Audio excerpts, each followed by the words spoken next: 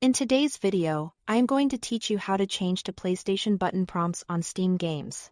If your games keep showing Xbox style A, B, X, and Y, and you'd rather see the familiar cross, circle, square, and triangle from a PlayStation controller, this walkthrough will get you there quickly and reliably.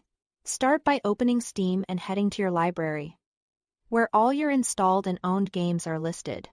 We're going to make a small, per-gram OMI change, so you have precise control over which titles use PlayStation button prompts. Find the game you want to adjust.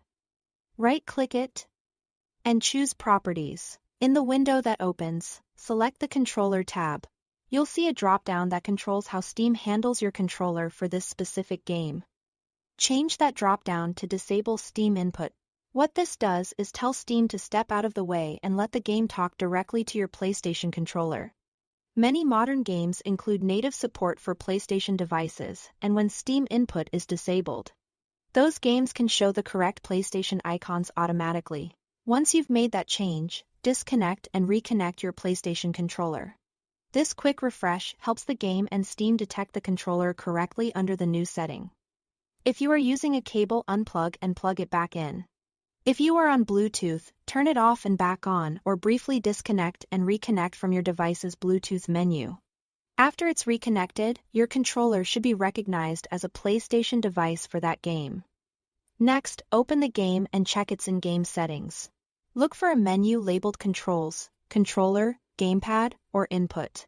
Many titles provide an option to select which controller icons are displayed, often listed as input device, controller type, or button prompts. If you see PlayStation or DualSense as a choice, select it.